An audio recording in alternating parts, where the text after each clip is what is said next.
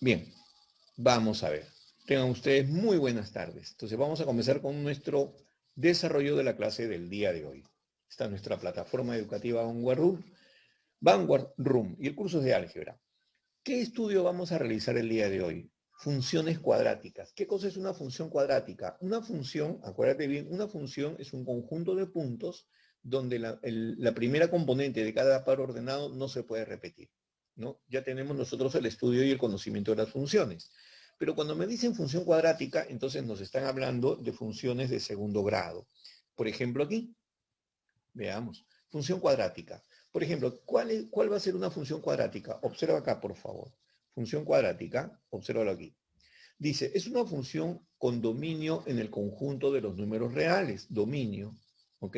Y cuya regla de correspondencia es la siguiente. Tenemos una función de segundo grado, ax al cuadrado más bx más c, donde a, b y c son números que pertenecen a los números reales, son valores o coeficientes que pertenecen a los reales. Y el valor de a, el que acompaña x al cuadrado, tiene que ser diferente de 0, porque si es 0, entonces deja de ser una ecuación cuadrática y se convierte en una ecuación lineal. Entonces tiene que ser diferente de 0, no importa si es positivo, negativo, fracción decimal o radical, pero tiene que ser diferente de 0 para que sea una ecuación cuadrática. Ok, dice, si su gráfica, ok, la gráfica de una ecuación de segundo grado es una parábola. Dice, su gráfica es una parábola simétrica respecto a una recta vertical llamada eje de simetría, abierta hacia arriba si el coeficiente que acompaña a x al cuadrado es mayor que 0 y se va a abrir hacia abajo si este coeficiente es menor que 0. Algo que se ve explicado en la previa del tema. Por ejemplo, aquí vamos a colocar una nota gráfica. Vamos a darle un poquito de espacio, ¿no? Para que nos pueda elaborar. Dice, sea la función y igual a x cuadrado más bx más c. Correcto, comencemos. Dice, el discriminante b cuadrado menos 4a por c. Conocemos el discriminante de una ecuación de segundo grado. ¿Qué pasa si el discriminante tiene un valor positivo? Si el discriminante tiene un valor positivo, entonces la gráfica yo sé que se abre hacia arriba. ¿Y qué está sucediendo aquí? Observa la gráfica. Hemos dicho que la ecuación de segundo grado, su gráfica es una parábola. ¿Por qué se abre hacia arriba? Se abre hacia arriba porque el que acompaña x al cuadrado es positivo, primero. Segundo, bueno, no sabemos si es positivo, estamos graficándolo primero. Segundo, me dice que el discriminante, en este caso, va a tomar dos valores. A ver, vamos a ver. Ajá. Si el coeficiente que acompaña x al cuadrado es positivo, la parábola se abre hacia arriba. Si el discriminante es mayor que 0, entonces significa que esa ecuación de segundo grado tiene dos soluciones reales, ¿no? Y estas soluciones reales son las que se encuentran aquí, ¿no?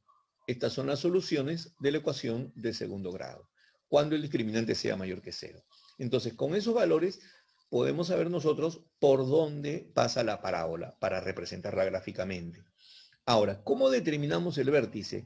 El vértice se determina así, ¿no? De tu ecuación de segundo grado vas a tomar al menos b y lo vas a dividir entre 2a. Y eso te va a dar un valor para x. Ese valor para x lo vas a reemplazar en tu función, y vas a tener un valor para y. Ok, entonces de esta manera nosotros encontramos estos valores. Ok, de esta forma. Bien, veamos ahora lo siguiente. ¿Qué pasa con la parábola que se abrió hacia abajo? ¿Por qué razón se abrió hacia abajo esa parábola? Se abrió hacia abajo porque el coeficiente que acompaña x al cuadrado es menor que 0. Y el discriminante sigue siendo positivo. O sea, sigues teniendo valores en el eje X, pero en este caso la parábola se abre hacia abajo.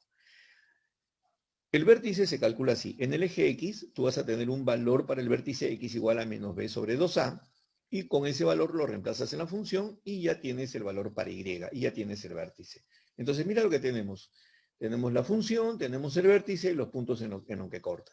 Hacia arriba, si el coeficiente que acompaña x al cuadrado es positivo, y hacia abajo si el coeficiente es negativo. Pero hay otras situaciones. Observa estas otras situaciones. Por ejemplo, ¿qué pasa si las raíces de una ecuación cuando y es igual a 0? Mira, mira aquí. ¿Ves? ¿Qué está sucediendo acá, en esta gráfica?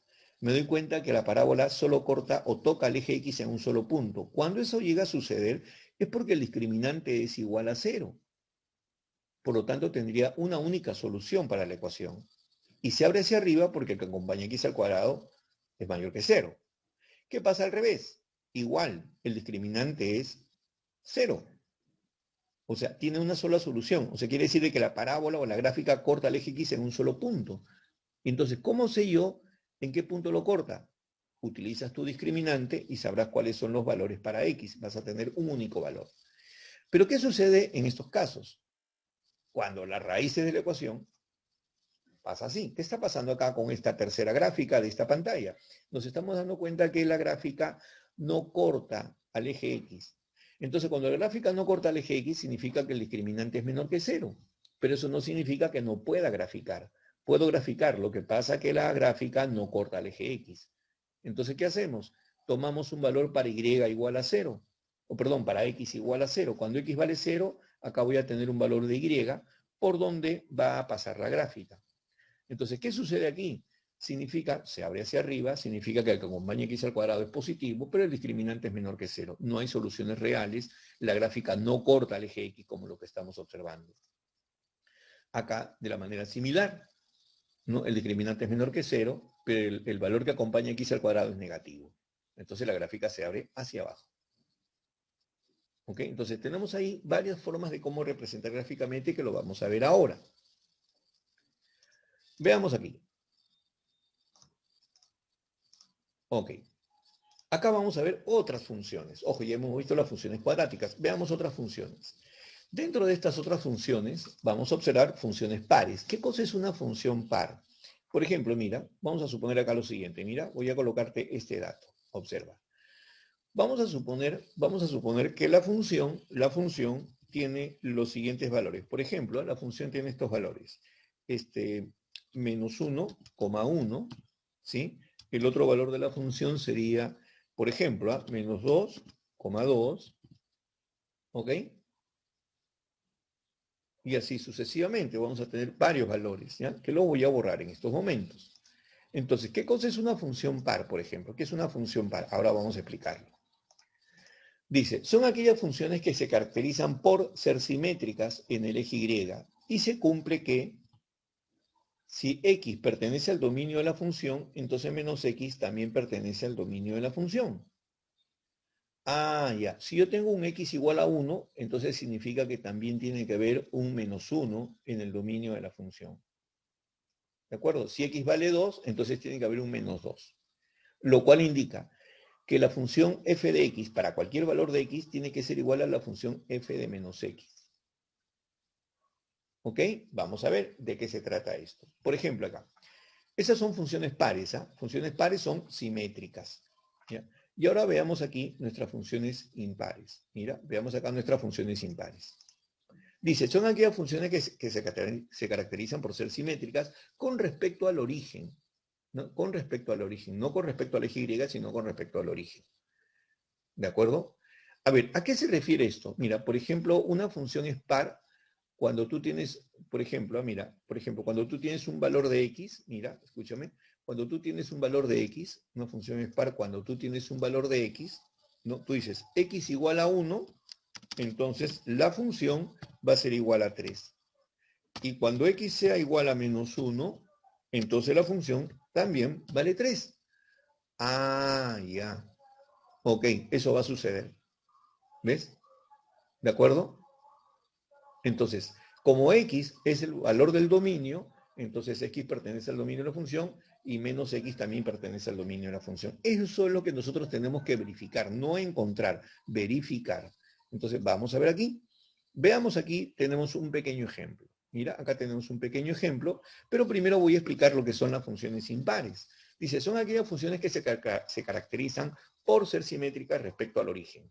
Ok, por ser simétricas respecto al origen. Por ejemplo, dice, indicar que funciones son pares e impares o ni par ni impar. Por ejemplo, mira, es fácil de determinar. ¿Cómo se va a hacer? Vamos a tomar la función 1 y vamos a darle valores a x. Por ejemplo, yo digo, esta función x es par y te voy a explicar por qué. Dale un valor a x. Si x vale 1, 1 a la cuarta es 1, 1 más 1 es 2. Y si x vale menos 1, menos 1 a la cuarta también es 1. Y 1 más 1 es 2. Ah, ok. Quiere decir que la función es par. Porque para un valor de x y su opuesto de x, la función no cambia de valor. Vamos a ver aquí. F de x es igual a menos x más 4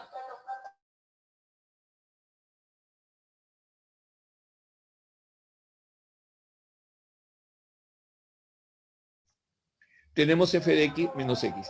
Entonces le damos valores a x, ¿no? Le damos valores a x y me doy cuenta que cuando x es positivo, cuando x es negativo, la función sigue siendo igual. O sea, eso no va a cambiar, ¿no? No va a cambiar. Porque inclusive, mira, el menos x, como es un número negativo elevado a un exponente par, siempre será positivo. ¿Ok? Entonces, esto me lleva a la conclusión que f de menos x tiene que ser igual a f de x. Si quieres, por favor, dale valores a x, ¿no? Por ejemplo, dale valores a x. Si x vale 1, 1 a la cuarta es 1, 1 más 1 es 2. Si x vale menos 1, menos 1 a la cuarta es 1, 1 más 1 es 2. Entonces, el valor de la función es válida cuando x vale menos 1, cuando x vale 1. Igual cuando x vale menos 2 y cuando x vale 2. Y así sucesivamente, para cualquier valor de x. Entonces decimos que la expresión 1 es par. ¿Qué pasa con la expresión 2? Mira, la expresión 2 decimos que es impar. ¿Y por qué? Observa aquí, por favor, g de menos x. Ah, ya. Observa aquí. G de menos x, entonces, es igual a menos x al cubo. Observemos, igual a menos x al cubo. Ok, le vamos a dar un valor a x. ¿Qué pasa si x vale 1? Si x vale 1, entonces sería menos 1 al cubo, ¿no? Si x vale 1, decimos menos 1 al cubo es menos 1. ¿Qué pasa con este menos? Lo voy a sacar fuera, ¿ya? Lo voy a sacar fuera, sería de esta manera. Ahora, ¿por qué digo que es impar? O sea, ¿por qué decimos que es impar? ¿Cuándo es impar? Ah, es impar cuando son simétricas. ¿A qué me refiero? Mira, reemplaza valores para x. ¿Qué pasa si x vale 1? ¿Qué pasa si x vale 1? Ojo que la función es g de x igual a x al cubo. ¿Qué pasa si x vale 1? Si x vale 1, x al cubo vale 1. Pero si x vale menos 1, x al cubo vale menos 1. Si x vale 2, x al cubo vale 8. Pero si x vale menos 2 al cubo vale menos 8. Ah, ya. Entonces, si te das cuenta, el valor de la variable va muy de acuerdo con el resultado. Cuando esto suceda, significa que son impares. ¿Por qué? Porque la función está cambiando de valor. La función no se está manteniendo constante. Ah, cuando el valor de la función se mantiene constante es par, para un mismo valor de x. Pero en este caso está cambiando. Veamos el número 3, acá. ¿Qué pasa con el número 3? ¿Qué pasa? Analizamos para que sea par. Para que sea par le doy un valor para x y le doy su opuesto a x. Por ejemplo, ¿qué pasa si x vale 1? Si x vale 1, ¿no? Si x vale 1, esto sería 1 y por lo tanto sería menos 2. Si x vale menos 1, acá sería 1, acá sería 1 y sería 2. Entonces, cuando analizamos tanto para par e impar, nos damos cuenta que no son impares. Bien, estos ejercicios están en la plataforma Vanguard Room en formato PDF. Lo tienen que descargar y posteriormente tenemos que efectuar nuestras operaciones de cálculo para cada uno de ellos, aplicando nuestros conceptos de funciones cuadráticas de segundo grado.